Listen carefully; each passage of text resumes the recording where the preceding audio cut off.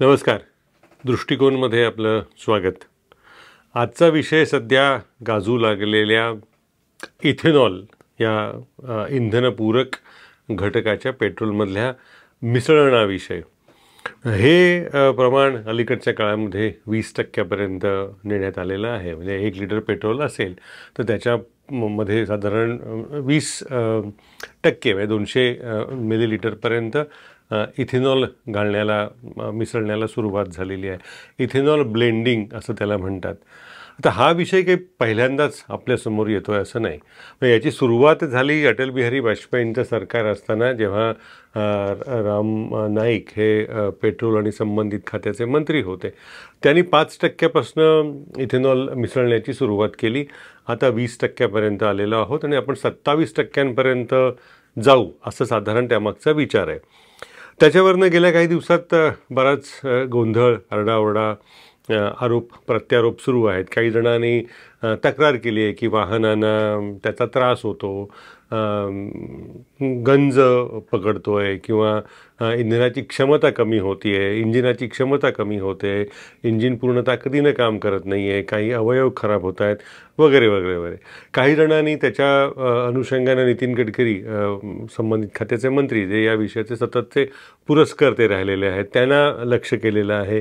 त्यातलं राजकारण बाजूला सोडून इथेनॉलचे घटकाविषयी, त्याचे फायदे तोटे आणि एकंदरच हा इथेनॉल मिसळण्याचा कार्यक्रम याविषयी शुद्ध शास्त्रीय दृष्टिकोनातनं भाष्य करायला हवं. यातला लक्षात घ्यायला हवा असा अत्यंत पहिला महत्त्वाचा मुद्दा असा की यामुळे, ज्याला हायड्रोकार्बन म्हणतात, म्हणजे जे फोसिल फ्युएल्स आहेत, जमिनीतनं उत्खनन करून काढावी लागणारी जी इंधनं आहेत, त्याचा वापर निश्चितच कमी झालेला आहे. फोसिल फ्युएल्स, जी हायड्रोकार्बन्स त्या संयुगाची महत्त्वाची साखळी असते, त्याच्या ज्वलनामुळे पर्यावरणाला धोका निर्माण होतो आणि एकंदरच पृथ्वीचं, वसुंधरेचं तापमान वाढत असताना त्यामुळे तापमान वृद्धी होते, हे अगदी अनेक प्रयोगातनं वर्षानुवर्ष सिद्ध होत आलेलं आहे. त्यामुळे यांचा वापर कमी करत जाणं हे गरजेचं आहे, याच्याबाबत काही शंकाच नाही आहे. त्याला पर्याय म्हणून वेगवेगळी इंधनं निघाली. आता या टप्प्यावरती, म्हणजे पहिला हा मुद्दा आपण लक्षात घेतला की त्याच्यात फायदा आहे निश्चितच, आहे, काही शंकाच नाही. कारण त्याच्यामुळे पेट्रोल, डिझेल, हे जे काही ज्याला केरोसिन म्हणतात, रॉकेल, नाफ्ता, या घटकांचा वापर कमी कमी होऊ शकतो. आणि ज्या देशामध्ये जिथे 82 ते 85% पेट्रोल डिझेल आयात करावं लागतं, त्या देशामध्ये इथेनॉलचं मिसळणं पेट्रोल आणि डिझेलमध्ये हे अर्थातच फायदेशीर आहे. सध्या आपण फक्त पेट्रोलमध्येच मिसळतो आहे, काही दिवसांनी ते डिझेलमध्ये पण मिसळायला जावं या पद्धतीची तयारी सुरू आहे, चर्चा सुरू आहे. तर एक फायदा याचा निश्चितच आहे. हा फायदा विचारात घेत असताना पुढचा मुद्दा या अनुषंगाने लक्षात घ्यायला हवा, तो असा की अलीकडे जी एक वारंवार चर्चा होते, हरित ऊर्जा किंवा पर्यावरण स्नेही ऊर्जा, तर त्या विषयाच्या अनुषंगाने एक प्रश्न संबंधित तज्ज्ञांना, स्वतःलाच किंवा जे कोण अभ्यासक आहेत त्यांनी एकमेकांना विचारायला हवा की how green is real green? ही हरित ऊर्जा खरोखर हरित आहे का? आता या अनुषंगानं इथेनॉलचा वापर या विषयावर शास्त्रीय तपशिलाचा आधार घेत बोलायला हवं. तो मुद्दा असा की इथेनॉल भारतासारख्या देशामध्ये साखर कारखाने जिथे प्रचंड आहेत, महाराष्ट्रात 150-200 साखर कारखाने आहेत, इथे इथेनॉल प्रचंड प्रमाणावर होतं. कारण साखर कारखान्याच्या प्रक्रियेमध्ये, साखर बनवण्याच्या प्रक्रियेमध्ये इथेनॉल हा एक सहघटक, ज्याला बाय प्रॉडक्ट म्हणता येईल, अशा पद्धतीचं उत्पादन त्याचं होऊ शकतं. त्यामुळे इथेनॉलची निर्मिती हा मुद्दा नाही आहे. पण इथेनॉल तयार झालं एखाद्या साखर कारखान्यामध्ये असेल किंवा ज्याच्यामध्ये कर्ब, ज्याला असतो, मका असेल, बटाटा असेल, रताळा असेल, काही प्रमाणात भाताचे काही घटक असू शकतील, या सगळ्यांपासून इथेनॉलचं रूपांतर करता येतं. या सगळ्या घटकांना आंबवून इथेनॉल तयार करता येतं असं म्हणता येईल. तर इथेनॉल तयार झालं आणि लगेचच ते मिसळलं असं करता येतं का? तर नाही. तर त्यातला एक महत्त्वाचा मुद्दा लक्षात घ्यायला हवा की इथेनॉल तयार झाल्यानंतर त्याला इंधन दर्जाचं करावं लागतं. ते कसं केलं जातं? तर समजा 100 लिटर इथेनॉल तयार झालं, साखरेपासनं असेल, मक्यापासनं असेल किंवा जे कुठले पदार्थ असतील त्यापासनं असेल, त्यातलं 13 ते 20% फक्त इंधन दर्जाचं असू शकतं, होऊ शकतं.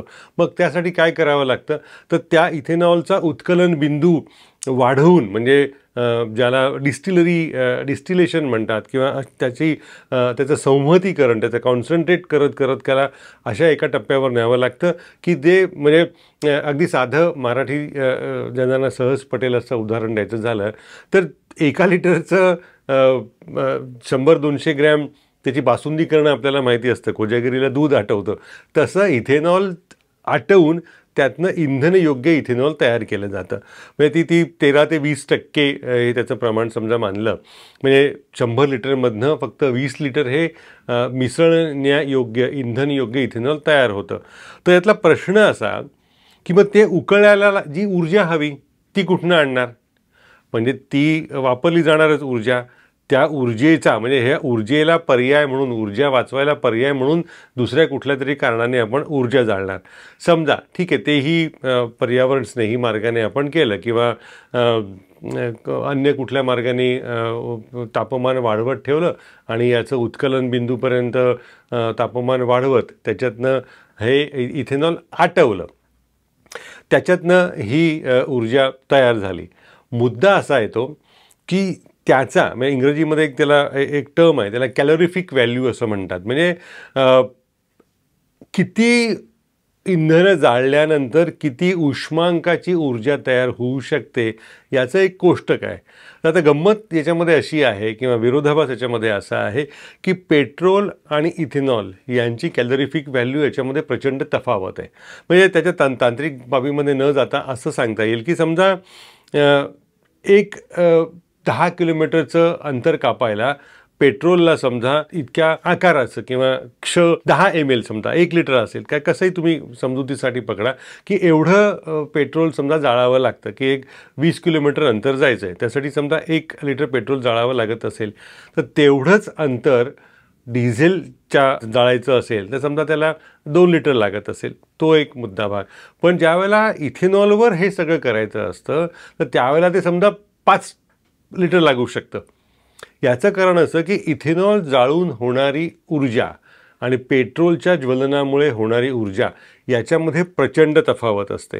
त्यामुळे एक जो मुद्दा इथेनॉलच्या वापरासंदर्भात मांडला जातो तो तांत्रिकदृष्ट्या खरा आहे की पेट्रोलवरती जेवढं इंजिन कार्यक्षमतेने चालू शकतं तितकी कार्यक्षमता इथेनॉलच्या मिसळल्यानंतर होईलच, किंवा होतच नाही. हा त्यातला एक महत्त्वाचा मुद्दा. इथेनॉलची दुसरी अडचण अशी की ते पाण्याशी जरा जरी संयोग त्याचा झाला की त्याची ज्वलनशीलता वाढते. मग ती दमटपणा असेल, किंवा पाण्याचा थेट संपर्क असेल, किंवा पेट्रोल डिझेलच्या टाकीमध्ये चुकून पाणी गेलं आणि त्याच्यामध्ये इथेनॉल असणं, तर ती एक धोकादायक अवस्था असते. त्यामुळे इथेनॉलला वाहून नेणं हे एक मोठं आव्हान असतं, कारण ज्वलनशीलता त्याची मोठ्या प्रमाणावरती. तिसरा इथेनॉल संदर्भातला घटक म्हणजे इथेनॉलच्या निर्मितीसाठीच प्रचंड प्रमाणावर पाणी लागतं. म्हणजे एका बाजूनी पर्यावरण स्नेहिता आपण जपतोय, कारण का तर पेट्रोल डिझेलची गरज त्याच्यामुळे कमी होईल, तर 20%वरून 25%पर्यंत त्या नेलं वगैरे, हे खरं आहे, ही गरज कमी होईलच. पण म्हणून इथेनॉलची निर्मिती ही पर्यावरण स्नेही नाही हे आपण यातलं सत्य लक्षात घ्यायला हवं.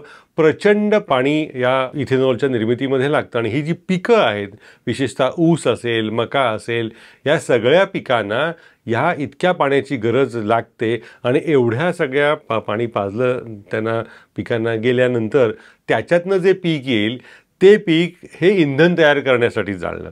म्हणजे याच्यात इतके विरोधाभास आहेत की आधी मुळात ते त्याची इंधन योग्यता वाढवा, ते आटवा, हा एक मुद्दा सांगितला. त्याचप्रमाणे पेट्रोल आणि डिझेल आणि त्यातल्या उष्मांक निर्मितीबद्दलचा फरक हा दुसरा महत्त्वाचा मुद्दा. तिसरा मुद्दा आहे पाणी लागण्याचा. आणि चौथा यातला महत्त्वाचा मुद्दा की हे सगळे घटक आपण पिकवतो, म्हणजे विशेषतः मका असेल त्यातलं, कारण अलीकडे मोठ्या प्रमाणावरती मक्यापासून इथेनॉल तयार करण्याचं प्रमाण वाढलेलं आहे. पण मक्याचा खूप मोठ्या प्रमाणावरती वापर हा जनावरांचं खाद्यान्न म्हणून होतो. ॲनिमल फीड म्हणतात, म्हणजे मग ते कोंबड्यांचं अन्न असेल, गाई म्हशींचं अन्न असेल, घोड्यासाठी जे काही अन्न दिलं जातं ते असेल, तर त्या घटकांसाठीचं जे अन्न आहे ते वळवून आपण इंधनासाठी त्याचा उपयोग करावा का, हा यातला एक महत्त्वाचा प्रश्न. त्याचमुळे जेव्हा इथेनॉलची मोठ्या प्रमाणावरती लाट आली त्यावेळेला पाश्चात्य जगामध्ये हाच प्रश्न विचारला गेला, फूड ऑर फ्युएल, अन्न महत्त्वाचं आहे का इंधन महत्त्वाचं आहे, हा यातला चौथा मुद्दा. पाचवा मुद्दा याच्यातला असा आहे की तो ग्राहक म्हणून आपण लक्षात घ्यायला हवा की इथेनॉलच्या वापरामुळे, म्हणजे ते तत्त्वज्ञान कसं मांडलं गेलं आपल्यासमोर की इथेनॉलच्या वापरामुळे पेट्रोल डिझेलची आयात कमी करावी लागेल, त्यामुळे त्याचं अवलंबित्व कमी होईल, त्यामुळे त्याच्यावरचा होणारा खर्च कमी होईल. 100% योग्य युक्तिवाद आहे हा. तो खर्च खरोखरच कमी झाला आणि जवळपास 1.5 लाख कोटी रुपये आपल्या विविध पेट्रोल कंपन्यांचे यातनं वाचले. तर मग प्रश्न असा येतो की जर या कंपन्यांना पेट्रोल डिझेलच्या बरोबरीनं इथेनॉल वापरण्याने त्यांच्या खर्चामध्ये बचत होणार असेल तर या बचतीचा किती वाटा आम्हाला परत दिला गेला, हा अत्यंत महत्त्वाचा प्रश्न आहे. कारण रशियाकडून स्वस्त तेल घेतो, त्या स्वस्त तेलाचा आपल्याला काही फायदा होत नाही. अगदी कोविडच्या काळामध्ये $0 प्रति बॅरल, म्हणजे जवळपास फुकट अशा पद्धतीनं तेल घेतलं गेलं, त्याचा फायदा आपल्याला दिला गेला नाही. आता तर पेट्रोल डिझेल हे 27% जर याच्यामध्ये वापरलं जाणार असेल पेट्रोलमध्ये, तर त्याचा काही वाटा तरी ग्राहकांना मिळायला हवा ना. म्हणजे पेट्रोलचे दर 2 रुपयांनी 5 रुपयांनी कमी झाले तर आपण म्हणू शकू की हे सगळं तुम्ही आमच्या इंजिनावरचा हा ताण वाढणार आहे, आमच्या इंजिनाचा दर्जा कमी होणार आहे, आमची आणि इंधन क्षमता आम्हाला वाढवावी लागणार आहे. कारण मगाशी तो मुद्दा म्हणला कॅलोरिफिक व्हॅल्यू, याची उष्मांक निर्मिती कमी असल्यामुळे इंधन जास्त लागणार आहे. मग हे सगळं आपण खर्च करत असताना या बदल्यात आपल्याला काय मिळणार असा प्रश्न ग्राहकांनी विचारला, तर ते अजिबात चुकीचं म्हणता येणार नाही. त्यामुळे हे 5-6 मुद्दे या अनुषंगाने अतिशय महत्त्वाचे ठरतात आणि त्याची उत्तरं सरकारनेही प्रामाणिकपणे दिली पाहिजेत. याचा अर्थ इथेनॉल वापरू नये का? निश्चितच तसं नाही, इथेनॉल वापरायला हवंच, पण त्याबरोबरीनं ग्राहकांना त्याचा काहीतरी फायदा त्यांना रोख रकमेच्या रूपामध्ये किंवा तेलाच्या दराच्या सवलतीमध्ये हा निश्चितपणे मिळायला हवा. आणि तो कसा दिला जातो याची उदाहरणं पाश्चात्य जगामध्ये मिळतील. आपली सगळी समस्या कुठली आहे? धोरण चुकीचं आहे का? धोरण निश्चितच चुकीचं नाही, पण एकच एक आकाराचा देहाचा शर्ट म्हणा किंवा कुर्ता शिवायचा आणि तो सगळ्यांनीच वापरावा असं म्हणायचं, ही जी एक शासकीय विचारधारा आपली दिसते प्रत्येक धोरणाची, म्हणजे 1 सूट फिट ऑल अशा पद्धतीचा जो विचार असतो तो याच्यामधला अत्यंत आक्षेपार्ह मुद्दा आहे. मग पाश्चात्य देश वापरत नाही आहेत का? पाश्चात्य देशात सुद्धा इथेनॉल वापरलं जातं, बटाट्यापासून सुद्धा इथेनॉल केलं जातं, अनेक घटकांपासून केलं जातं. पण पेट्रोल पंपावरती गेल्यानंतर ग्राहकांना सुविधा उपलब्ध करून दिली जाते. आपल्याकडे E20 आता असा इथेनॉलला हा शब्द वापरला जातो, तिथे त्या देशांमध्ये ग्राहकांना ही सवलत दिली जाते की E10 गॅसोलिन किंवा पेट्रोल, तिथे गॅसोलिन म्हणतात, E10चं पेट्रोल आहे, E20चं पेट्रोल आहे, शुद्ध पेट्रोल आहे आणि त्या अनुषंगानं त्यांच्या दरात तफावत आहे. आता ही जर तफावत लक्षात घेतली तर ती ग्राहकांसाठी अत्यंत महत्त्वाची आहे. कारण हा निर्णय मला घ्यायला हवा, मला इथेनॉल तर वापरावं लागणारच आहे 100%, कारण पर्यावरण स्नेही जपायची आहे आपल्याला, मान्यच आहे. पण ते पर्यावरण स्नेही होता होता आपल्याला खिशाचा स्नेह पण बघायला हवा.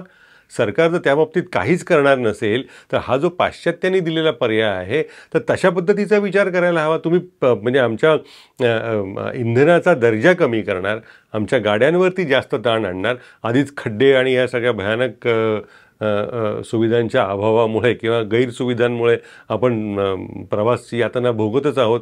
अशा वेळेला या इंधनाच्या अनुषंगानं आमचा खर्च वाढवणार, आमचं उत्पन्न अर्थातच आपला हा वैयक्तिक मुद्दा झाला, पण वाहतूक गैरसोयीच्या मध्ये भर पडणार, इंजिनाच्या गैरसोयीमध्ये भर पडणार आणि याचा कुठलाच फायदा हा ग्राहकांना दिला जाणार नाही. असं जर होणार असेल तर ह्या इथेनॉलच्या धोरणाला लोकांकडून जो विरोध होतोय तो न्याय्य ठरतो असं म्हणायला हवं. लोकांच्या भावनेचा सरकारने सुद्धा विचार करायला हवा आणि या पेट्रोल पंपांवरती अशी पर्यायाची सोय आज ना उद्या द्यायला हवी. कारण अशी सोय असेल तर एखाद्याला जास्त पैसे द्यायचे असेल तर तो जास्त पैसे देऊन पेट्रोल कमी इथेनॉल असलेलं घेऊ शकतो. आत्ता प्रश्न असा आहे की तुम्ही सरसकटपणे सब घोडे 12% या पद्धतीनं न्याय लावणार आणि कमी दर्जाचं पेट्रोल घेऊन सुद्धा आम्हाला जास्त दर्जाच्या पेट्रोल इतकेच पैसे द्यायला लावणार, असं असेल तर या धोरणाला होणारा विरोध न्याय्य ठरतो. मग तो मुद्दा नितीन गडकरी यांनी मांडलेला असो किंवा अन्य कोणी, या धोरणात्मक स्पष्टीकरणाची सरकारला गरज आहे आणि तो मुद्दा तो तितक्या स्पष्टपणे, प्रामाणिकपणे आणि पारदर्शीपणे लोकांसमोर जोपर्यंत मांडला जात नाही तोपर्यंत याविषयीचं टीकास्त्र आणि लोकांची नाराजी दोन्हीही कायम राहील, हे आपण लक्षात घ्यायला हवं.